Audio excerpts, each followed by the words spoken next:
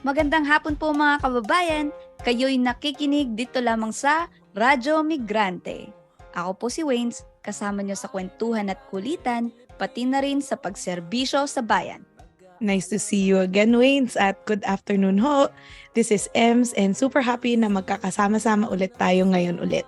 At ako naman po si Julie na bumabati ng isang mapagpalayang tanghali sa ating lahat.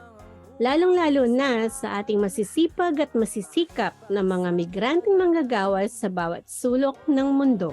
Samahan niyo kami sa ating episode 22 ngayong August 13, 2023. Handog namin ang huling special episode series na nakasentro sa People's State of the Nation Address o PSONA o tinatawag din na SONA ng Bayan. Para sa episode na ito, magpo-focus tayo sa karanasan ng mga kababayan natin na social justice and peace advocates. This is gonna be a super special episode. I wonder anong matututunan natin ngayon. So, para to learn more about our past and future episodes, i-follow nyo lang po kami sa aming Instagram or Facebook para lagi kayo din updated. Hanapin lang ang Radyo Migrante Toronto at kung gusto nyo po mapakinggan ang mga dating naming episodes, bisitahan lang namin nyo pala ang YouTube channel. So today, we will talk about this week's top news dito sa Canada at sa Pilipinas. Mapakikinggan din natin ang isang kanta ni Levi Abad in commemoration of the People's Sona. And then, makikinig tayo sa pulso ng ating mga kababayan. At syempre po, hindi po magtatapos ang ating episode kung wala ang Pinoy Tayo segment natin, kung saan makakakwentuhan natin si Dr. Arroyo, Emeritus Chairperson ng bagong alyansang Makabayan o in short, Bayan. Hindi rin makakakumpleto ang ating episode kung wala tayo ng current and latest community listings sa GTA. Ang dami nating matututunan today, so simulan na natin ang ating usapin. Ang ating top 4 news this week para sa unang balita, a report from University of the Philippines Third World Studies Center o UPTWSC. Ang sabi nila, more drug killings under Marcos than Duterte's last year. Over the weekend, the University of the Philippines Third World Studies Center released its first report of the Marcos administration for the Dahas Project, which keeps a tally of media-recorded killings related to the war on drugs in time for Marcos's second State of the Nation address on Monday. Sinimulan ng UPTWSC ang proyektong ito noong 2021 bilang isang paraan upang masubaybayan ang patuloy na pagpaslang sa ilalim ng drug war na ngayon ay iniimbestagahan ng International Criminal Court. Batay sa monitoring nila simula noong July 1, 2022 hanggang sa June 30, 2023, mayroon ng 342 na tao ang napatay sa panahon ng Administrasyong Marcos, habang 302 naman ang napatay noong huling taon ni Duterte. Doble ang dami ng kaso ng tinatawag na body dump sa ilalim ng unang taon ni Marcos. 26 ang kaso ng mga biktima na pinatay pagkatapos ay itinapon sa mga liblib na lugar o sa mga lansangan kumpara sa 13 ng kaso noong panahon ni Duterte. At para naman sa pangalawang balita, galing sa Inquirer, Super Typhoon Egay, 500,000 affected, billions in damage in northern Luzon. Noong Miyerkules, July 26, ang Super Typhoon Egay o internationally known bilang Typhoon Doksuri ay nagdulot ng pinsala sa mahigit 582,288 na Pilipino sa 45 na probinsya sa Northern Luzon kung saan 6 na Pilipino ang namatay. Mula sa paglandfall ng Typhoon Egay, halos 832.8 million pesos ang naireport na damages sa agrikultura, bilang dito ang mga nasira na pananim na mais at bigas. Tinatayang 1.2 billion pesos naman ang damages sa infrastructure.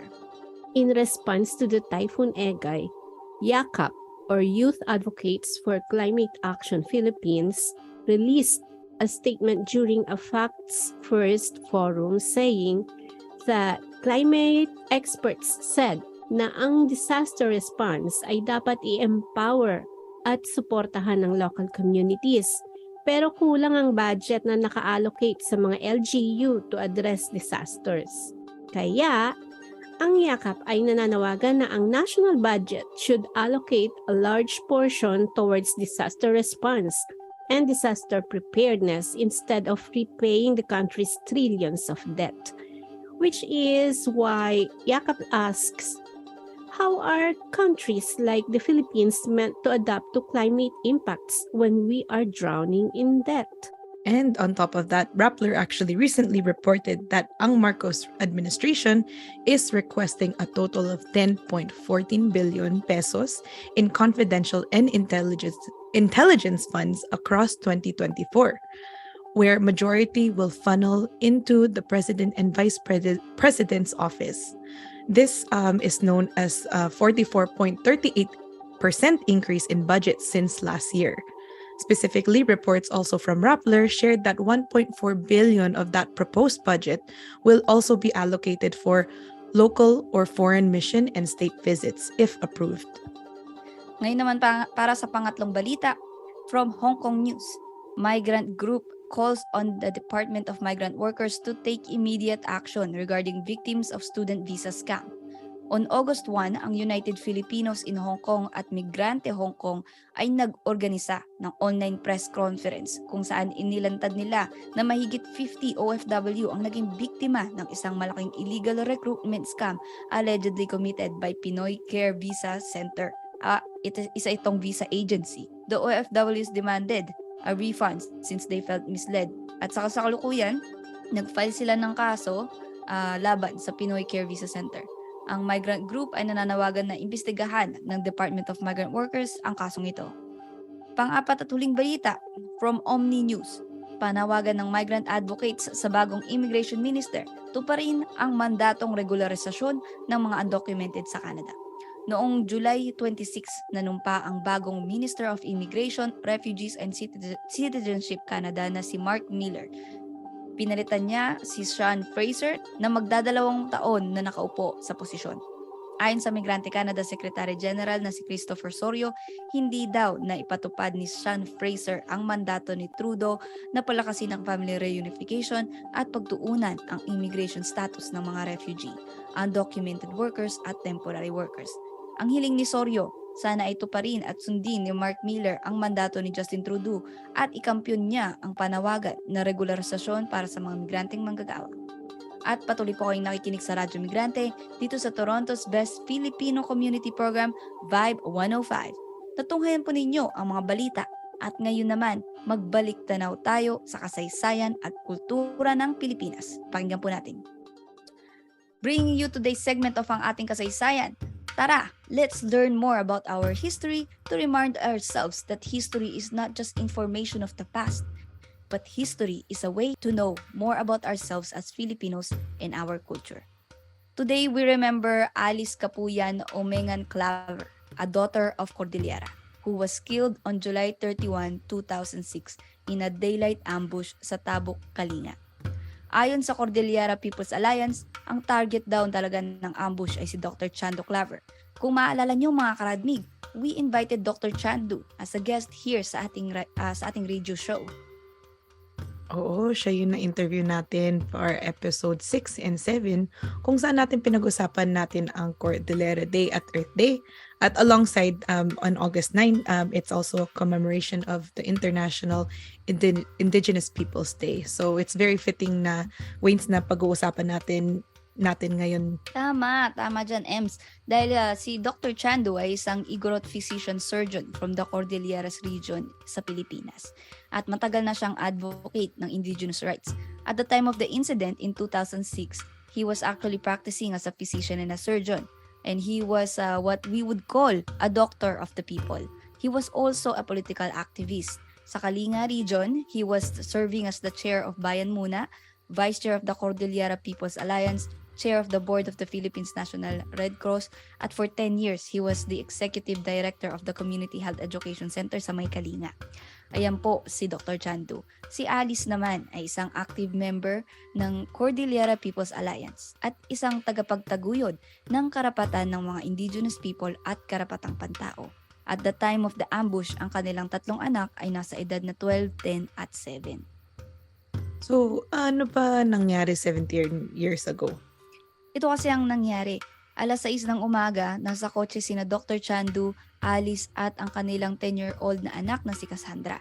Kakahatid lang nila sa kanilang bunso sa eskwelahan.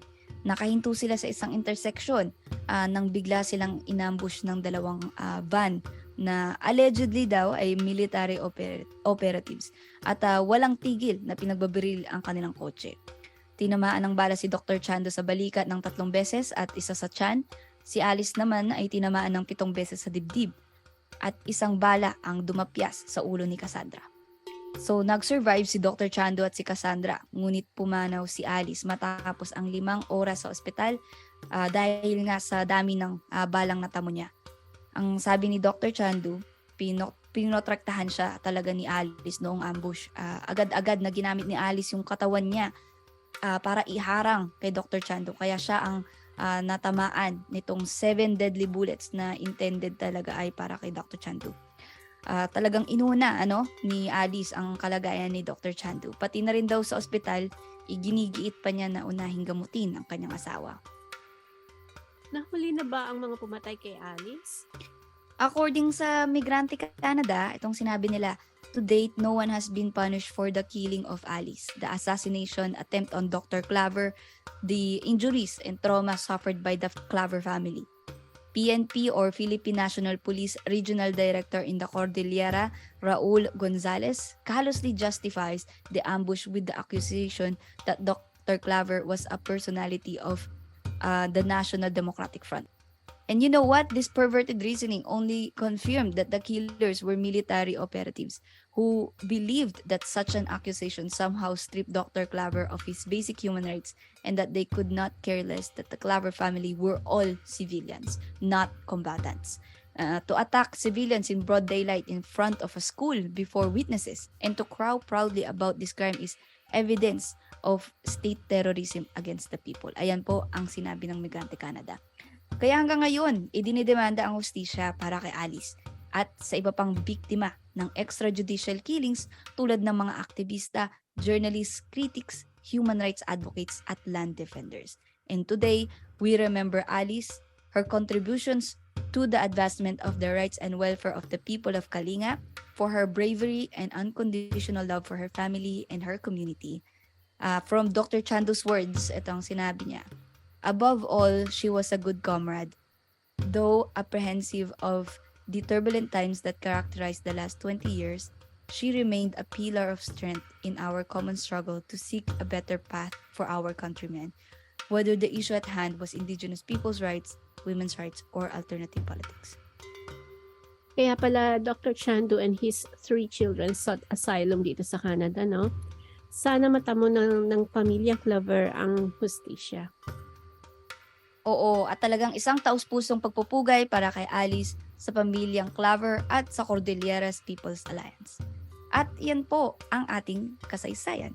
Did you learn something new about yourself or your family? Share nyo yan sa aming Facebook page. Hanapin lang ang Radyo Migrante and join us again next week para sa marami pang pag-aaral ng ating history. Patuloy po kayong nakikinig sa Radyo Migrante dito sa Toronto's Best Filipino Community Program, Vibe 105. At para sa susunod na segment, lumubog tayo sa ating kulturang Pilipino. Ngayon naman, para sa kulturang Pilipino, ako si Julie. Nais niyo bang makadiskubre ng mga makabuluhang kanta at tula mula sa iba't ibang musikero at makata? Ang segment na ito ay magsisilbing espasyo para sa iba't ibang pagtatanghal ng mga talento ng ating kababayang Pilipino. Levi is a singer, songwriter, and guitarist who considers himself as an alternative musician playing musical pieces with nationalistic themes. He is a member of the group Musikang Bayan together with Danny Fabella, MPL Palma, and Jess Bartolome. Composed and performed by Levi Abad, ito ang Sona ng Bayan.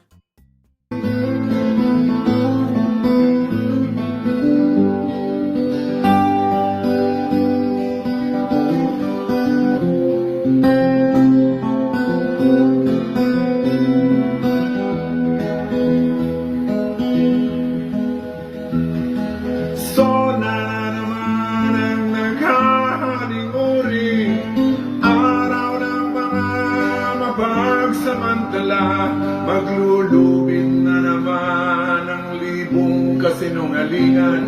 Pasahin ang may hirap upang kumalma. Ang Kongreso at Senado puno ng mga gayak. Dayuhang monopolyo ay humahalaka. Bundat ang mga kapitalistang galit. Panginoong may lupa ay humahagikik. Sona ng mga papet at burokrata. Sonang tanging sumpat, pahirap sa masa. Habang mga palalo ay busog na busog. Dukhay ng ngangalit ang bagang sabot. Nasaan ang sona tungkol sa Pinas lang? Libong manggagawang lubog sa kahirapan. Mga magsasakang tinukot minasakit. Mga makabayang sinigil kinarsel. Sa sona ng bayan dumadagundong ang mga talumpati ng api at gutom. Sonang litanya ng pait at kahirapan. Sonang himagsik, layon kawayan. Sona ng bayan, sona ng kalayaan.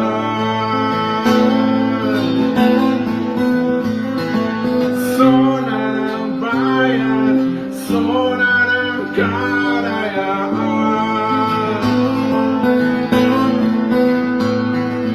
Sona ng bayan, sona ng kalayaan. Sona ng bayan, sona ng... Muli, ako si Julie. Lagi niyong maaasahan na maghahandog ng makabuluhang musika, tula at marami pang iba na nagdidiwang ng kulturang Pilipino. Dito lang sa Radyo Migrante, 105.5 FM. At sa ating pulsong segment, pakinggan natin ang mga saloobin ng ating mga kababayan na umattend ng People's Sona Rally o Sona ng Bayan sa May Bathurst Wilson Parket noong July 24. Pakinggan po natin. Isa po akong international student at kasalukuyang nag-aaral at the same time nagtatrabaho dahil sa naghahangad ng isang magandang buhay katulad ng milyong-milyong mga migrante na nandito sa Canada. Alam mo, yung parang sinasabi natin na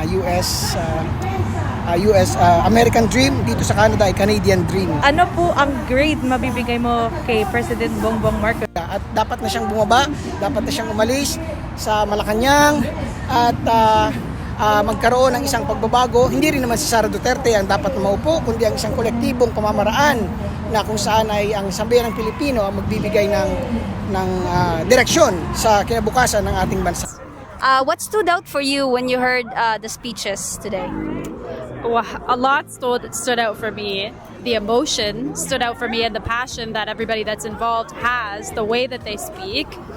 And it also stood out for me looking out beyond just the crowd here at people just going about their day but sort of stopped and listening, and even just in passing that people can be able to sit, reflect, think about it, listen. I think it's great. Bakit po kayo nandito po today? Para ipaglaban kung ano yung nangyayari sa bansa natin na maraming hindi nakakaalam na tulad niyan, ang gobyerno natin, akala natin tinutulungan tayo, hinahanapan tayo ng trabaho sa ibang bansa, pero ang katotohanan nun, binebenta tayo para sa own gain nila. Sabi nila number 1 na kinikita ng bayan is from OFW. Pero saan nila ginagamit yung pera na yun? Dapat gamitin nila sa welfare ng mga kababayan natin. Dahil yun naman ang talagang dapat.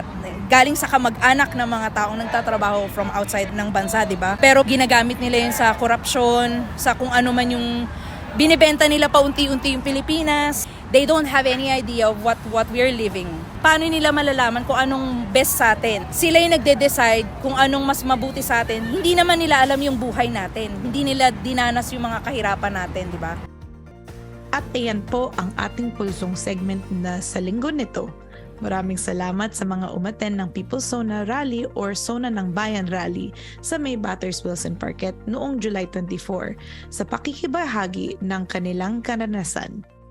Patuloy po kayong nakikinig sa Radyo Migrante dito sa Toronto's Best Filipino Community Program, Vibe 105. Huwag kayong aalis mga kababayan. Makakakwentuhan natin si Dr. Carol Arroyo, Emeritus Chairperson ng Bagong Alyansang Makabayan o in short, Bayan or New Patriotic Alliance.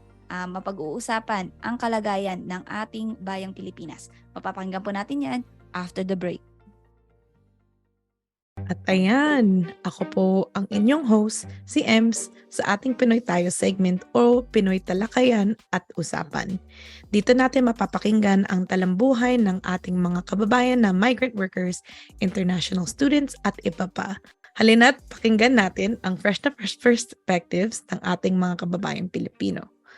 So, this week, ang handog namin sa inyo today ay ang talakayan at usapan ng Radyo Migrante member Claudine Lucente with the Chairperson Emeritus of Bayan or Bagong Alyansang Makabayan or New Patriotic Alliance na si Dr. Carol Arroyo. Pakinggan po natin. We're very honored na makasama si Dr. Carol Pagaduan Arroyo, isang social and political activist at Chairperson Emeritus ng Bayan. Welcome po to Radyo Migrante, Doc Carol. Pakibati naman po ang ating mga tagapakinig. Bumabati ako sa mga kababayan natin na ngayon ay migrante na sa Canada. Ako ay kinagagalak ko na ako'y maimbita para sa interview na ito. Paki-elaborate po kung ano ang Bagong Alyansang Makabayan o Bayan. Anong tipo ng organisasyon, mga kasapi nito, mga layunin at mga aktibidad? Ang Bagong Alyansang Makabayan ay isang alliance ng iba't ibang mga people's organizations or mass organizations from cutting across iba't ibang sektor at uri sa lipunang Pilipino, mula yung batayang sektor, magsasaka, manggagawa, maralitang tagalunsod, hanggang sa mga profesional, mga doktor, mga guro, hanggang mga organisasyon ng mga government employees, pati na mga artista, mga creative people. Ang Gabriela, isa sa pinakamalaking alliance ng mga women's organizations at saka yung iba't ibang mga samahan ng mga kabataan, Anak Bayan, League of Filipino Students at iba pa. So yung Bayan, binuo yan 1985 at the height of the Marcos dictatorship. Just a year before bumagsak ito ay binuo para consolidate yung movement na lumalaban sa fascist dictatorship ni Marcos. At hindi lang yon, para mag-pursue ng mga malalalim, systematic, fundamental reforms sa lipunang Pilipino, kaugnay ng ekonomiya, ng politika, ng socio-cultural arena, anuman ang administrasyon na nakaluklok. So, ang Bayan, even after bumagsak na yung Marcos regime, nagpatuloy ito at ito ang nasa unahan ng kilusan para sa totoong pagbabago sa lipunang Pilipino. Kamakailan lamang, nagsampa po kayo ng civil suit laban sa mga Red Taggers na sina Lorraine Badoy at Jeffrey Celis. Pakikwento po ang mga kaganapan o mga events that led up to your decision to file charges. Mukhang napuno na po yata kayo. And what are your intentions po for doing so? On a personal level, oo, napuno na ako. Napuno ako kasi narindi na ako doon sa pagsisinungaling nila na napakagarapal. Wala man lang tinutuntungan na kahit naggahib lang facts, completely untrue. At nag-decide na akong mag-file ng case dahil sa ang ganong klaseng gawin na red tagging ay may totoong banta sa aking seguridad sa aking sitwasyon na maaari akong makasuhan, mahabla at gawa-gawang kaso, especially ngayon na meron ng tinatawag na anti-terrorism law, which is actually a terror law. Pero most of all, ginawa ko ito para mag-provide ng president or maudyukan, ma-inspire ang iba pang kahalintulad na sobrang nilalait, dumaranas ng paninirang puri over dominant and social media na magsampa ng kaso in order to put a stop to this masamang gawi na ginagawa nila with impunity at ang kanila pang panunuya. Kaya daw hindi kami gumagawa ng aksyon ay dahil daw alam namin na guilty kami. No? So, nung umpisa, ang attitude ko, wag pansinin. Sabi ko sa sarili ko, ang mga nakakakilala naman sa akin ay solid naman yung aking unblemished reputation, my character, my integrity, and as a leader of bayan. But in the advent of social media na ang bilis-bilis kumalat ng disinformation at saka paulit-ulit, no? Alam kong meron talaga din natatangay. Liban dun sa mga tagasunod o tagapakinig nitong mga red taggers na ito, ni Pastor Kibuloy na siyang nagpo-provide ng media platform para sa kanila, para din, at pati na rin actually, yung National Task Force to End the Local Communist Armed Conflict or NTF-ELCAC, yung Armed Forces of the Philippines, ang PNP, they are wantonly tagging so many of us already. No? Kaya lang itong dalawang ito talaga, dahil sa binigyan sila ng platform ng SMNI, and then nagagamit nila pa din na nauulit nila sa mga social media platforms, talagang nagiging na palasak na.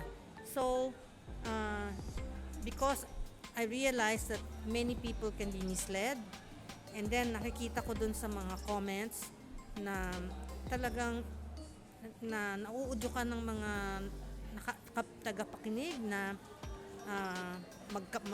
mamuhi, no? They are incited to hatred and uudyukan silang mag-undertake ng violent acts kasi sasabihin doon, mabuti pa mga salot kayo sa lipunan, dapat kayo ay lipulin na, pagkukulungin na kayo, pagpapatayin na kayo, no? I mean, it's not just that merong posibleng siraulo dyan na makaisip manakit, no? But the fact is, the state security sector of the Philippine state is empowered to undertake measures against us in the name of red tagging. Not just to prosecute, no? Hindi lang magsampa ng mga kaso na wala naman tuntungan, but to persecute. Ang nangyayari dyan sa red tagging na yan, lalo na sa grassroots, mga unionista, mga nag-organize ng unions to defend workers' rights. Sasabihin mga komunista sila. And that leaves workers defenseless against exploitative and oppressive practices. Yung mga magsasaka, yung mga katutubo na inaagawan ng lupa for so-called development projects, o yung mga magsasaka na matagal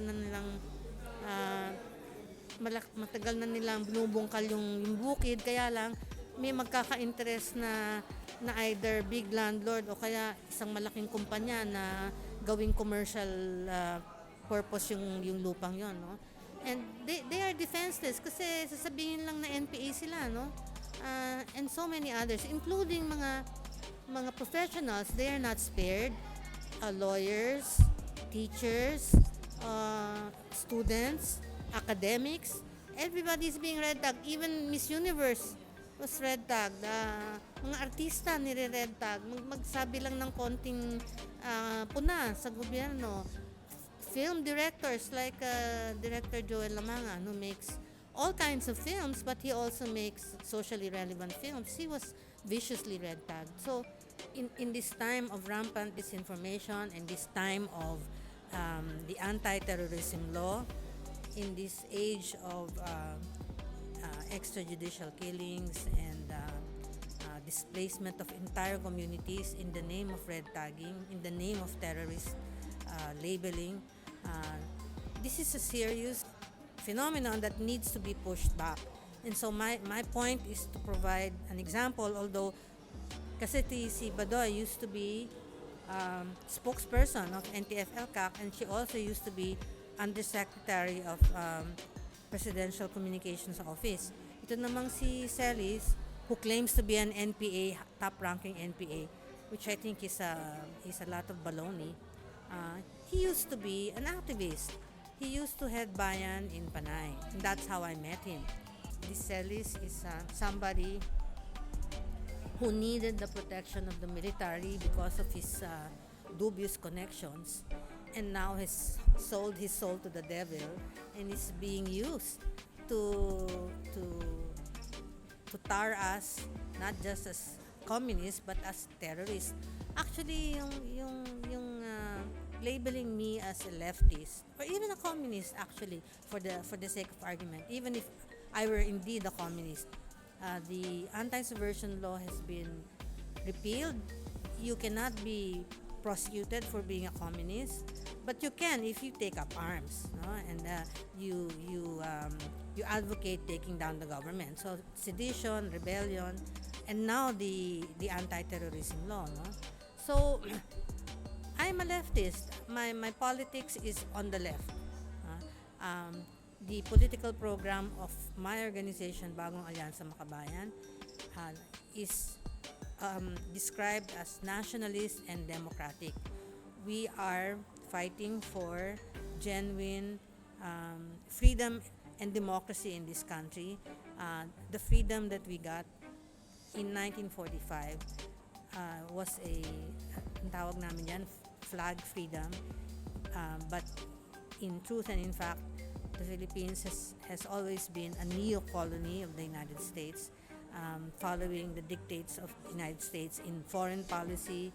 The leaders who are elected have to be sanctioned by the United States, and the economic policies that are shaping the way the economy has run for more than half a century is dictated by the IMF, World Bank, US-dominated global institutions. So we want genuine freedom and we want genuine democracy, not democracy, not just elections where you can papalit-palit lang yung mga mukha. Actually, papalit-palit ang mukha pero pare-parehong mga pamilya kasi political dynasty, no? Masyado nang entrenched ang political dynasty sa Pilipinas. Walang maihahalal na mga nanggagaling sa mga maralitang seksyon ng lipunan, at yung maliit na espasyo na binigay sa mga marginalized sectors through the party list system has sinalaulan na ng gusto, kasi ang nagdo-dominate na ngayon ng party list system ay ang mga malalaking negosyante, mga landlord, mga political parties na nagtayo na rin ng kanilang mga party list, at ang mga genuine party list, progressive party list ay sinisikil, pinapatay ang mga leader at saka miyembro niyan, ay kinukulong, at ang mga komunidad na kung saan nananalo ang mga party list na yan ay pinipigilan sa pagboto. Yan ang kinakaharap ng mga nasa kaliwa ng political spectrum. Kaya pag sinasabi nila, kayong mga CPP-NPA, tigil na ninyo yung armadong paglaban nyo, pumasok na lang kayo sa electoral arena. Actually, pinapatunayan lang na ang liit-liit ng espasyo na yon, at in the legal arena where activists are actively pursuing their advocacies, they are being politically persecuted at walang kadipedensahan, pinapatay. So, sabi ko nga, at sa paraan na lumiliit yung civic space, yung democratic space for progressive ideas, for genuine reforms, hindi ka magtataka na talaga may mga kababayan tayo na maiisipan na mamundok, kumawak ng armas dahil sa klase ng lipunan na meron tayo dito ngayon. Para po naman sa mga survivors ng martial law noong 1972 to 1986, bumabalik na naman daw ang kalakaran noon. Walang terorismong nagmumula sa taong bayan, sa halip taong bayan ang target at biktima ng terorismo ng Estado. Tama po ba ang ganitong palagay? Sa ganang akin, totoo yan. No? Sometimes, I'm asked, especially by younger people, the younger generation, so yung pinaglaban nyo, nung generation nyo, nung panahon ng martial law, parang nabaliwala. Kasi hindi naman nagbago yung katangian ng lipunan, yung pagiging mapang-aping at mapagsamantala. Lalo pang lumala ang sitwasyon. Nakabalik ang mga Marcos sa poder. Wala namang nagbago doon sa katangian ng pamamahala, ng politika sa bansa. It is still dominated by bureaucrat capitalists, meaning mga negosyante na ginagawang negosyo yung public office. So sabi nila, sayang yung pinaglaban nyo, sayang yung mga kabataan na binigay yung kanilang kabataan at yung kanilang buhay para sa pakikibakan ito. Ang tingin ko dyan, the kind of society that we have in the Philippines, yung uri ng lipunan na meron sa Pilipinas, ay bunga ng dekadang paghahari ng mga gahaman ng ilang mga naghahari na binabaka pa ng mga foreign interests, no? At hawak nila yung armed forces sa kayang kapulisan, hawak nila ang in the main, hawak pa rin ng mass media, no? Hawak ang mga cultural institutions. So hindi mababago 'yan. Kahit na nabagsak si Marcos, masyadong malalim yung ugat. Kailangan na ugatin 'yan, kung at saan nanggagaling 'yan. Yung pakikibaka para sa tunay ng pagbabago ay magpapatuloy 'yan. At hangga't hindi nakakamit 'yan, kailangan yung bawat salinlahi ay mamulat dun sa pangangailangan ng ganyan at maantig ang kalooban na i-commit ang kanilang sarili para dyan sa genuine ng pagbabago. Kasi kung hindi, yung generations of Filipinos will inherit the same kind of morass, yung the rut that we are in.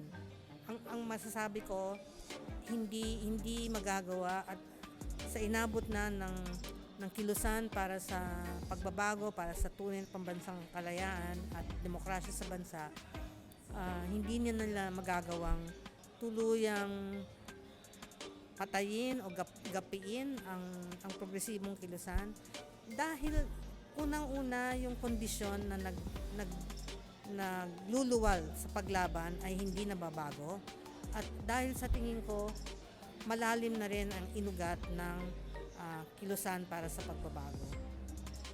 Ano po ang mensahe nyo para sa ating mga listeners na sa ibang bansa bilang migrant workers at mga estudyante? Nakailang salita na rin ako sa mga grupo ng mga migrante sa Hong Kong, sa Australia, sa Canada, sa US. At ang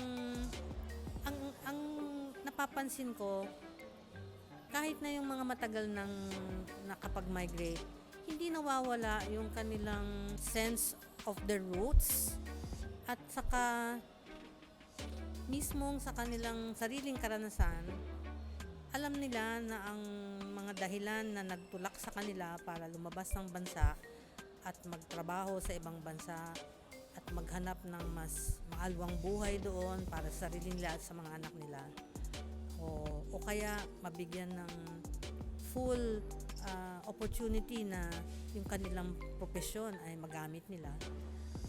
Alam ko na at the back of their minds, they know that those conditions were not present in the Philippines. And that's why they had to go abroad. At alam ko rin na marami ay hindi naman talaga ginusto yun. At kung magbabago lang ang sitwasyon sa Pilipinas na hindi mapipilitan or yung forced migration will be will be mitigated dahil kung mabubuhay ka naman ng maayos sa Pilipinas, hindi ka naman aalis ng bansa no?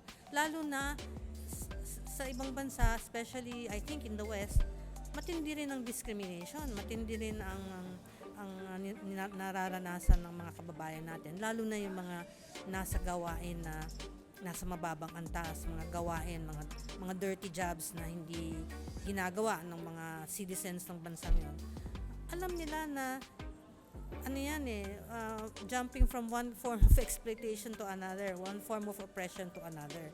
Yun nga lang, nakakapagpauwi sila ng mga balikbayan boxes at napapaligayan nila yung kanilang mga kamag-anak sa Pilipinas. Pero kung tutuisin mo, kaya yung ibang mga migrant workers nabudol, naloko ni Duterte kasi akala nila nung si Duterte gaganda ang buhay sa Pilipinas, makakauwi na sila o kaya yung mga kababayan, mga kamag-anak nila medyo gagaan ang buhay, mawawala yung droga, mawawala yung kriminalidad, magkakaroon daw ng mga trabaho, etc. Na hindi naman nangyari.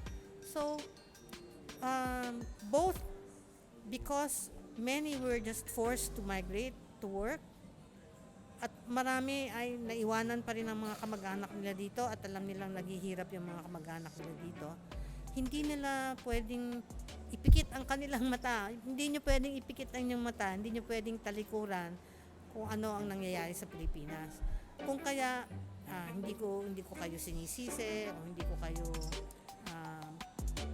binabatiko sa inyong desisyon ng mga ibang bansa. Ang sinasabi ko lang ay huwag niyong kalimutan ang inyong bansang kinagisnan, kung saan ang inyong ugat, saan kayo lumaki, kung saan nandun ang marami sa inyong mga kamag-anak, kaibigan. Try to be aware of what's happening and also try to help explain to the people in those countries na linipatan nyo, anong totoong sitwasyon sa Pilipinas at subukan nyo ring sumama sa mga samahan, masigasig, masipag na nagmumulat sa mga kababayan natin at sa mga citizens ng ibang bansa kung ano ang tunay na kalagayan sa Pilipinas at tumutulong para baguhin to sa iba't ibang paraan, political, moral, financial. At ang iba sa inyo ay may mga anak na mga nagiging aktibo na rin at ako ay galak na galak ako dun sa ganung balita. Okay, thank you po Dr. Carol. Maraming salamat na maganda po yung discussion natin. Marami pong matututunan na aming listeners. Yun. Maraming salamat muli sa inyong pagsubaybay sa aming segment. Muli, ako po si M na maghahatid sa inyong mga fresh na perspectives sa ating Pinoy talakayan at usapan o Pinoy tayo. Maraming salamat muli sa pakikinig at maraming salamat kay Dr. Carol Arroyo. Nakikinig kayo dito lamang sa Radyo Migrante ng Vibe 105.5 FM. At to stay updated sa happenings sa ating community, ito ang mga events at announcements. On August 13, iniimbita ang mga kababayang-kababaihan na may edad na 18 to 26 para sa libreng Filipino Martial Arts Workshop, which will be hosted by Combat Science and supported by Maple Leaf Sports and Entertainment Partnership Foundation and Adhika. Ang workshop ay from 1 p.m. to 6 p.m. This is also free and spots are limited. So to reserve your spot, please contact Nora Angeles at anora8820@gmail.com. At sa August 19 to 20 naman, halina't bumisita sa Taste of Manila sa Bathurst and Wilson. Experience 10 years of delicious Filipino flavors sa Toronto's Little Manila. Sa August 26 to 27 naman, tayo ay makilahok sa Philippine Independence Day Council's 35th Year Anniversary Festival na may temang pasalamat. Ito po ay 2-day event. So sa Sabado sa Nathan Phillips Square. Remember, this is also a free event. We hope to see you all there. So, with that being said, interesado ba po kayo na maging bahagi ng Radyo Migrante? If so, halitna't at sumali sa Radyo Migrante Collective. May mga open positions for researchers, scriptwriters, interviewers, co-hosts, editors, at even social media coordinators. Message nyo lang po kami sa aming Instagram, Facebook, or email. Mahanap nyo kami sa Radyo Migrante o Radyo Migrante Toronto. At dito nagtatapos ang isa na namang makabuluhang episode ng Radyo Migrante. O di ba, kaka-hello pa lang mag-goodbye na agad. Kung nabitin kayo, no worries mga kababayan. Ipagpapatuloy natin ito next week para sa mga usapan patungkol sa kalagayan ng ating mga kababayang migranteng manggagawa. Super bilis talaga ang oras pag magkakasama tayong lahat po. So magkita-kita ulit po tayo sa susunod na linggo. Sana po ay marami kayong natutunan sa isang oras na pinagsaluhan natin. Please be kind to yourself and enjoy the rest of your day dahil bukas ay simula na naman ng hindi maiiwasang pagbabanat ng buto at ng patuloy na pakikipagsapalaran para sa ating mga mahal sa buhay na umaasa sa atin. Padayon mga karadmig para sa progresibong politika at pagbabago. Sa tulong ng mga kababayan natin na bumubuo ng Radyo Migrante, kay Dr. Carol Arroyo, Chairperson Emeritus ng Bayan, kay Carl Ramirez para sa kanyang kanta na Migranteng Pilipino. At higit sa lahat, sa inyo pong mga nakikinig sa Radyo Migrante tuwing linggo mula 1:00 hanggang 2:00 ng hapon. Maraming salamat po. Hanggang sa susunod mga kababayan, muli Buhay po kayo at mabuhay ang bayang Pilipinas!